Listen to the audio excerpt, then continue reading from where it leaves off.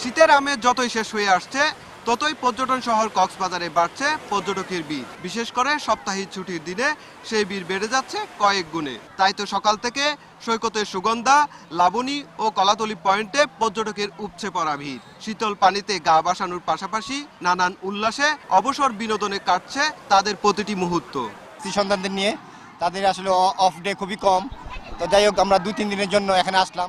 সমুদ্রের এত বিশালতা, এর মধ্যে হারিয়ে যেতে সবারই ভালো লাগে। অলওয়েজ স্কুলের যে আমাদের টাইমগুলো থাকে অলওয়েজ পড়ালেখা ওই টাইমটা থেকে আমরা মুক্তি পেয়েছি, সো অবশ্যই অনেক মজা লাগতেছে। বিবাহ করতে বেশি দিন হয় নাই, এই যে এক সপ্তাহ মতো হলো আর কি, তাকে নিয়ে আসলাম আর কি, অনেক ভালো লাগতেছে।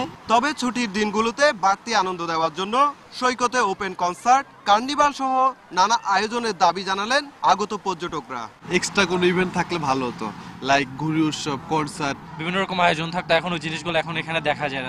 আমরা আসি ঠিক, কিন্তু আমরা এনজয়টা করতে শুধু পানির সাথে। বিপুল সংখ্যক পর্যটকের সমুদ্র স্নানের নিরাপত্তায় সার্বক্ষণিক দায়িত্ব পালন করছে অর্ধশতাধিক লাইফগার্ড কর্মী। 3টা লাইফগার্ড সার্ভিস চালু রয়েছে কলাতলি, লাবণী এবং সুগন্ধাতে। তো আমাদের 3 ভাগে আমরা 50 জনের উপরে লাইফগার্ড আমাদের রয়েছে, যারা বাড়তি পর্যটক যারা আসছে তাদের নিরাপত্তার জন্য। আর পর্যটকদের নিরাপত্তায় যথাযথ ব্যবস্থা নিয়েছে ট্যুরিস্ট পুলিশ।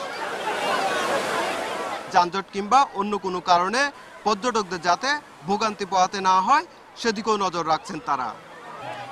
সুজাউদ্দিন রুবেল, সময় সংবাদ, কক্সবাজার।